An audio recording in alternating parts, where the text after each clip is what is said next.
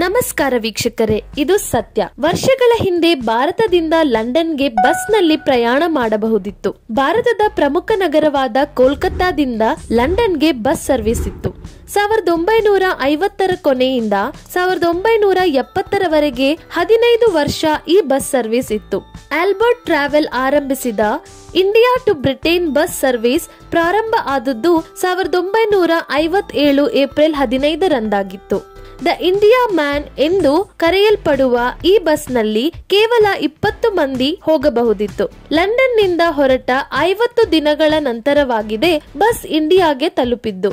June 5ಕ್ಕೆ ಕೋಲ್ಕತ್ತಾಗೆ ತಲುಪಿತು. Bus ಇಂಗ್ಲೆಂಡ್ನಿಂದ ಹೊರಟು Belgium, west Germany, Austria, Yugoslavia, Bulgaria, Turkey, Iran, Afghanistan ಮತ್ತು ಪಾಕಿಸ್ತಾನ್ ಎಂಬುವ ಈ ದೇಶಗಳ ಮೂಲಕ ಸಂಚರಿಸಿ ನಾರ್ತ್ ವೆಸ್ಟರ್ನ್ ಇಂಡಿಯಾ ತಲುಪಿತು.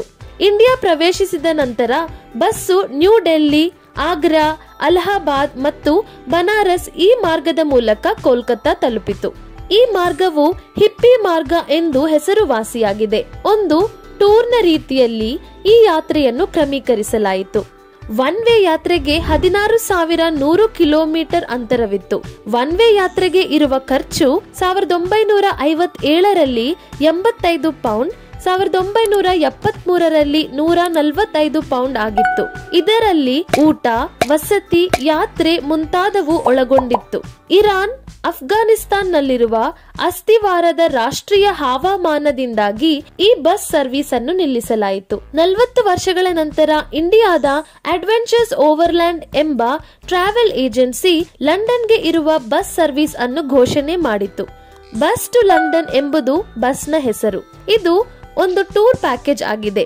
2 ಖಂಡಗಳ ಮೂಲಕ 18 ದೇಶಗಳ ನಡುವೆ 20,000 ಕಿಲೋಮೀಟರ್ ಸಂಚರಿಸಿ 70 ದಿನಗಳಲ್ಲಿ ಬಸ್ ತನ್ನ ಒನ್ ವೇ ಯಾತ್ರೆಯನ್ನು ಪೂರ್ಣವಾಗಿಸುವುದು.